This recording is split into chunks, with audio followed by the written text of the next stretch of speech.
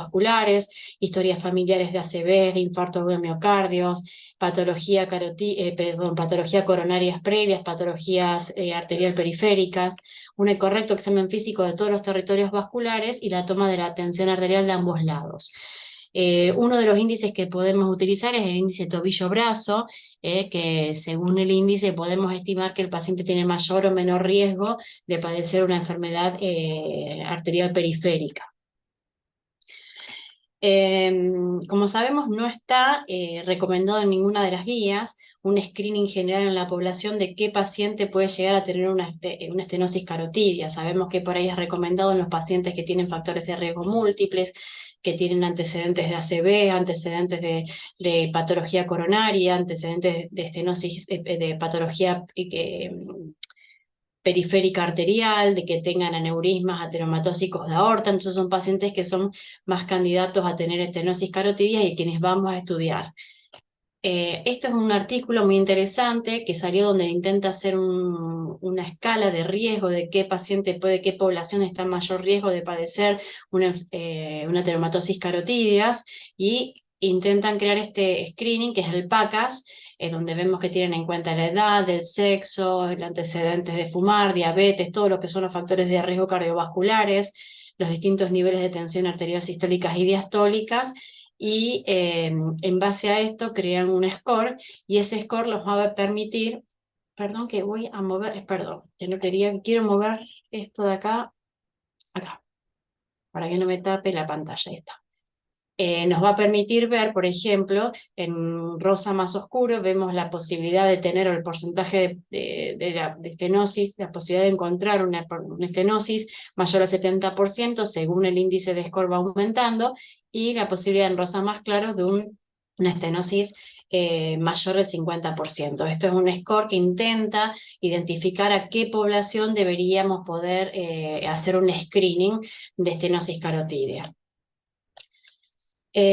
Para el diagnóstico tenemos distintos métodos, los no invasivos, donde el gold estándar es el ecodoppler de vasos de cuello, que sabemos que es operador dependiente y siempre es recomendable que sea realizado en la medida de lo posible por cardiólogos.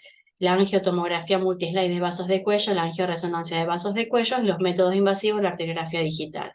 Obviamente hay métodos que tienen mayor, por ejemplo, la angiotomografía multislide de vasos de cuello tiene una mayor precisión en cuanto a la toma de imagen, la reconstrucción, nos permite ver el componente de la placa, nos permite estimar el porcentaje de estenosis, pero la contra que tiene es la cantidad de rayos que recibe el paciente, la sustancia de contraste que es elevada la dosis, con respecto a la angioresonancia de vasos de cuello. La angioresonancia de vasos de cuello generalmente tiende a subestimar, entonces por ahí cuando uno detecta un ecodoppler de vasos de cuello, una estenosis que tiene que realmente cuantificar para determinar si está en una estenosis moderada, una estenosis severa, lo ideal es hacer una angiotomografía. Lo que sí también nos permiten estos estudios cuando uno nos pide, cuando vemos esta estenosis en ecodoppler, en estos casos hay que pedir no solamente de vasos de cuello, sino también hay que pedir que abarque lo que es el arco aórtico y cráneo.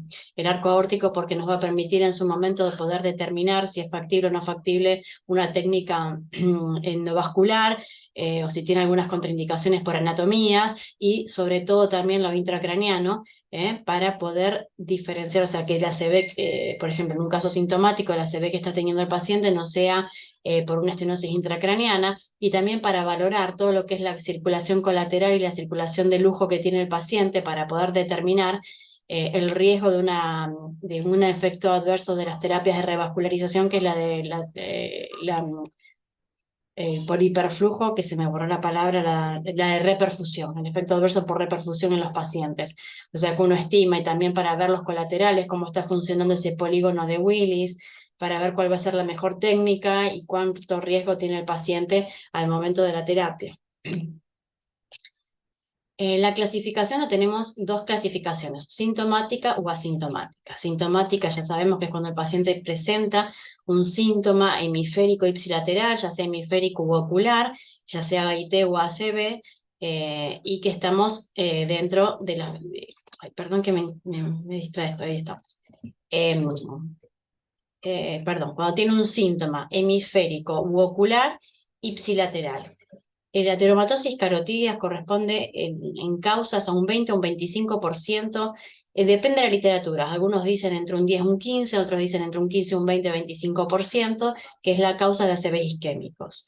Es bastante elevada. Un 10 a un 11% de estos 20, 25% presentan su primer evento cerebrovascular. O sea que es un porcentaje muy elevado a que nosotros tenemos que tratar de encontrar y de diagnosticar previo a que se complique y que haga el ACV isquémico. ¿Cuáles son los mecanismos fisiopatológicos por el cual se producen los ACV isquémicos? Es una placa inestable, ulcerada, sobre el cual se forma un trombo y hace lo que son los trombos, que son los que llamamos los émbolos y son los accidentes de placa, y son los típicos infartos corticales que podemos llegar a encontrar. Este otro mismo mecanismo, pero mucho más severo, con una aterotrombosis oclusiva, y donde encontramos esos infartos masivos córticos subcorticales, con territorios completos. Y el otro mecanismo, que es menos frecuente, pero sí está presente y hay que tenerlos en cuenta, son esas placas, que esas generalmente son las placas más cortas, más limitadas en longitud, pero que son hemodinámicamente inestables. El paciente frente a hipotensiones, frente a bradicardias, frente a hipoglucemias, nos hacen focos y cuando instalan el ACV, hacen estos focos que se llaman en Watershed, que es bien la limitación entre la arteria cerebral anterior y arteria cerebral media. Muchas veces también lo encontramos en este caso acá no lo vemos, pero es la cerebral posterior y la media. Hay que tener en cuenta esto también porque muchas veces no son causas de ACV, pero son causas de disfunción cognitivas de los pacientes. ¿Cuáles son los principales síntomas y signos de los distintos territorios de la arteria carótida interna? Van a ser, cuando se afecta en una embolia de la coroide anterior, tenemos hemiparesias contralaterales. La cerebral anterior vamos a tener sobre todo apraxia idiomotoras, paresias de miembros inferiores contralaterales. Cuando es el hemisferio izquierdo son trastornos del lenguaje tipo afasias. Cuando es el derecho, el paciente va a presentar negligencia motora, o sea, el paciente ignora la mitad izquierda, la mitad derecha del cuerpo, perdón, la mitad izquierda, el foco, la mitad izquierda lo ignoran a su cuerpo y por ahí piensan que es otra persona y puede llegar a presentar incontinencia urinaria. Cuando es la cerebral media, tienen hemiparesias contralaterales, hemianopsias homónimas contralaterales, el dominante va a tener afasias y cuando es el hemisferio no dominante, el derecho, apraxia, confusiones y delirios. Y cuando es la arteria oftálmica es la ceguera monocular transitoria, que es la maurosis fugaz. Puede haber combinación de los distintos territorios, cuando obviamente se generan embolias desde esa placa inestable. Cuando hablamos de placas asintomáticas, hablamos de una ausencia de síntomas hemisféricos o visuales ipsilaterales en los últimos 6 meses, ya sea IT o ACV. Entonces, ¿qué hacemos cuando nosotros hacemos un screening, nos encontramos con una estenosis carotidia y decimos, ¿qué hacemos con este paciente? Hay que empezar a mirar varias situaciones. Lo primero que uno tiene que hacer es que no haya un infarto silente. Entonces, primero vamos a ir a pedir una resonancia magnética cerebral y ver que no nos encontremos con estos infartos, Watershed, en estos infartos profundos o no infartos corticales secuelares, que decimos, bueno, este paciente evidentemente afectó una zona silente, no dio síntomas, pero entonces una carótida sintomática que en su momento dio, a pesar de que clínicamente le decimos asintomática. Esa carótida yo la trataría como una carótida sintomática. La otra forma que tenemos es, por ejemplo, ver las características de la placa, si está ulcerada, si tiene proceso inflamatorio, si es mayor componente lipídico, el pico de velocidad sistólica que nos va a demostrar la cantidad, o sea, la alteración hemodinámica. Otra de las que podemos hacer, que acá no se hace, muy poca gente en Argentina lo hace, de verdad que tiene muy pocas utilidades el ecodoppler transcraniano con una ventana temporal, donde vamos a ver donde se ve lo que es el flujo y encontramos intercalados ruidos de alta frecuencia. Esos ruidos de alta frecuencia, me olvidé de poner la foto, esos ruidos de alta frecuencia van a demostrar en realidad que son émbolos. Son émbolos que pueden venir de diferentes orígenes. Por ejemplo, en una fibrilación auricular lo podemos encontrar por ejemplo, si queremos hacer un ecodoppler en un paciente, por ejemplo, con un foramen oval permeable, y ya sabemos, y le hacemos la microburbuja, y le hacemos el transcraniano, y vemos esas frecuencias de alta, esos sonidos de alta frecuencia que nos están indicando que la burbuja está llevando a la arteria cerebral media. También lo podemos detectar en este caso si estamos hablando de una arteria, en una estenosis carótida, lo que estamos evaluando podemos utilizarlos. Después evaluar la enfermedad intracraneana, la oclusión contralateral, puede ser un paciente que tiene oclusión bilateral, un paciente que vamos a tener que tratar una de sus carótidas, que tenga pobre circulación colateral. Obviamente las lesiones izquierdas son de mayor riesgo quirúrgico, números de factores de riesgo que tiene el paciente, diabético, hipertenso, tabaquista, obeso, sedentario, sabemos que son placas que tienden a seguir creciendo, a complicarse, y tener en cuenta el volumen de pacientes que son tratados en ese centro. Si en ese centro tratan pocos cantidad de carótidas, un centro que sabemos que por ahí tiene mayor riesgo de complicaciones de las terapéuticas de revascularización. Una de las cosas que estamos utilizando, nosotros lamentablemente no tenemos la bobina para hacer completo, pero sí es lo que se llama la resonancia de pared vascular, que es lo que se llama el black blood. Nosotros tenemos, lo que podemos hacer sí es un T1, un T2 con gadolinio y poder estimar el proceso inflamatorio, hacer un FASAT, un bloqueo de grasa, entonces podemos ver el contenido lipídico de la grasa, y lo que uno hace con estos black blood, con estas resonancias de pared arterial, es ver, por ejemplo, qué componente inflamatorio tiene, qué componente de calcio, qué componente de hemorragia. Una placa que tiene un alto contenido, por ejemplo, como en este caso, que tiene una pared, la capa fibrosa es finita y tiene un corazón lipídico importante, son placas de alto riesgo, perdón, de más estable, cuando, perdón, me confundí. Placas fibrosas espesas y el corazón lipídico, sabemos más pequeños que son los estables, pero cuando tienen corazones lipídicos más amplios, tiene proceso inflamatorio, que eso los vemos cuando por la ruptura de la barrera hematoencefálica y que toman contraste o que tienen hemorragias intrapared, que también la podemos ver con la resonancia, uno puede estimar. No podemos hacer las imágenes como se ven acá, porque no tenemos la bobina, que es una bobina especial de cuello, pero sí podemos estimar el proceso inflamatorio, la presencia de hemorragia intraplaca con la resonancia de pared arterial. Obviamente una placa ulcerada y con proceso inflamatorio, por más que sea sintomática, uno tiende a tratarla. Más allá, o sea, no tratamiento médico. Cuando digo tiendemos a tratarlo es ya pasar a las terapias de revascularización. ¿Qué es lo que tenemos en tratamiento para carótidas, ya sea sintomáticas o asintomáticas? Tenemos el mejor tratamiento médico, el tratamiento médico agresivo, la endarterectomía o el stent carotidio como terapias de revascularización. Me gustó este gráfico donde compara lo que es el tratamiento de la arteria la sintomática y la asintomática, donde más o menos hasta un 50% en la sintomática es el mejor médico, el tratamiento es el mejor, se recomienda con un índice de 1 de evidencia estadísticas. El tratamiento médico entre 50 y 70, fíjense que siguen siendo bajas las recomendaciones, yo no estoy tan de acuerdo, hay que evaluar paciente a paciente hoy en día. Sí, la combinación de endarterectomía y con terapia médica o stent y terapia médicas. Ya entre 70 y 99 la terapia médica y la endarterectomía sobre lo que habla el stent, ¿no? Y sabemos que el stent tiende a igualar a la endarterectomía, todo depende el índice de efectos, el porcentaje de efectos adversos que tenga cada centro. Y en las asintomáticas, hasta el 60% se recomienda con el mayor índice de evidencia la terapia médica contra las terapias de revascularización. Con respecto a los tratamientos médicos, esta tablita también me pareció interesante, por eso se las puse. Tenemos lo que es la asintomáticas, siempre en ambas, tanto sintomáticas o asintomáticas, la modificación del peso, la dieta sana, el dejar de fumar, la actividad física y el bajar lo que es el control de los factores de riesgos. Presiones arteriales por debajo de 140-85, el mejor control de glucemia, el colesterol, el objetivo de colesterol acorde a los factores de riesgo del paciente. Con respecto a la terapia antiagregante, tanto para la sintomática como la asintomática es la aspirina una vez al día, aspirina o clopidogrel, y en algunos verificando el riesgo de sangrado de los pacientes. Lo que me pareció interesante en realidad a mí es, ¿dónde está? Que hay algunos, con respecto a la terapia anticoagulante, solos nunca. Sí, algunos pacientes en un trabajo se ha visto beneficiado de la asociación de rivaroxaban con aspirina. No tiene un alto nivel de evidencia, pero en ciertos pacientes, sobre todo aquellos que tienen arteriopatías periféricas, se han visto un beneficio de rivaroxaban más aspirina.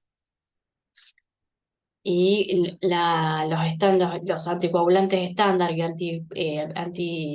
antitrombóticos no está recomendado. Con respecto a la teromatosis caroctiria en la arterectomía, en los asintomáticos, en 70 al 90%, cuando hay una obstrucción del 70 al 99% y un claro beneficio, entre el 50 y el 69% está poco claro, lo vemos un poco más beneficioso en el sexo masculino.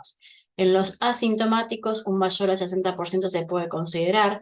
Los centros que tienen mayor riesgo de ictus o muertes con expectativa de vida mayor a 5 años y pacientes con alto riesgo de ACV.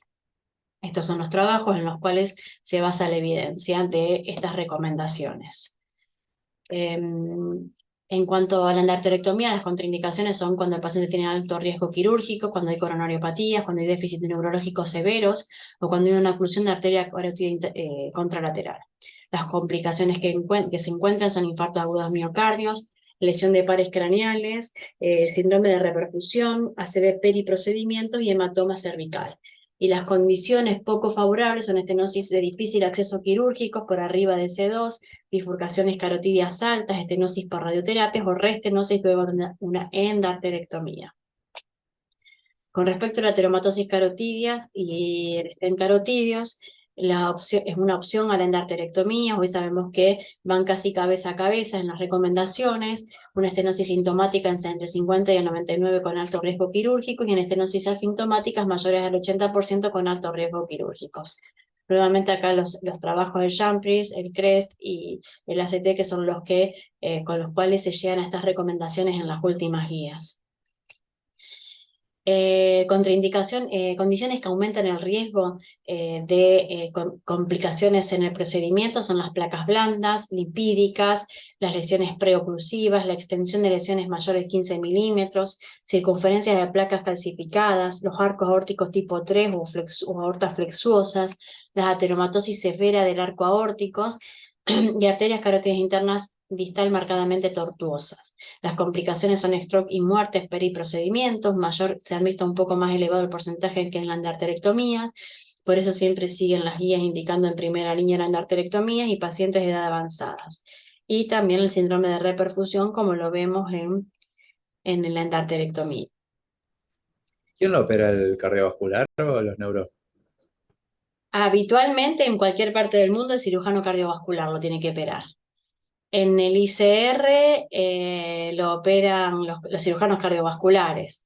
Acá en el Sanatorio Parque hay una disputa entre neurocirugía y cirugía vascular.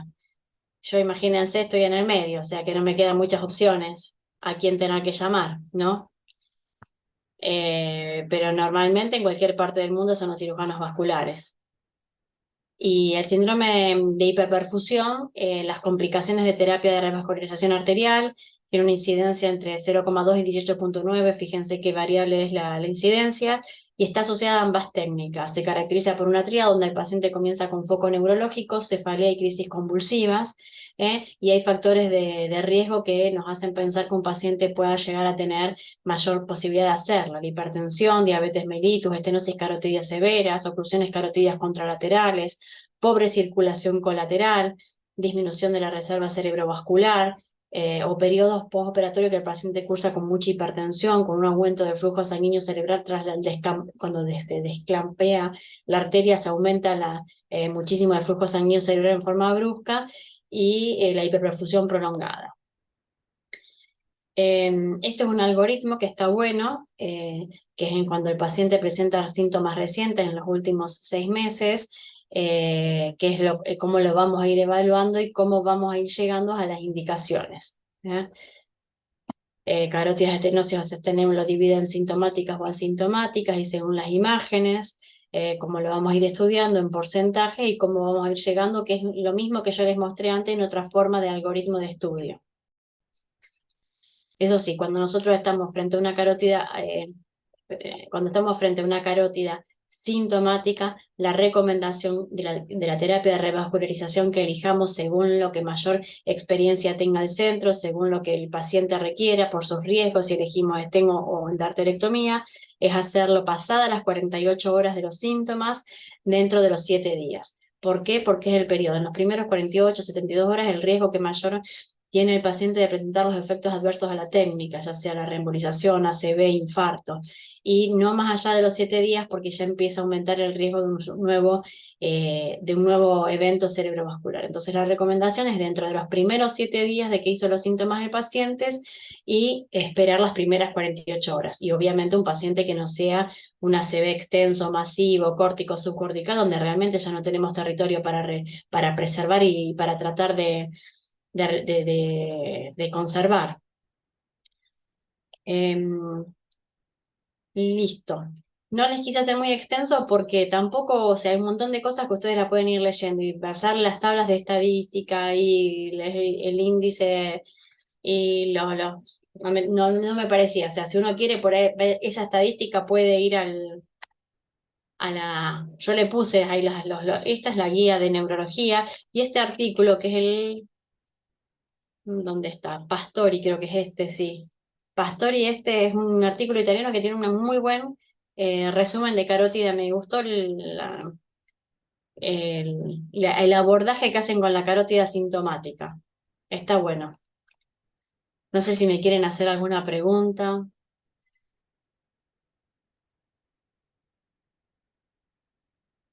si tienen alguna duda.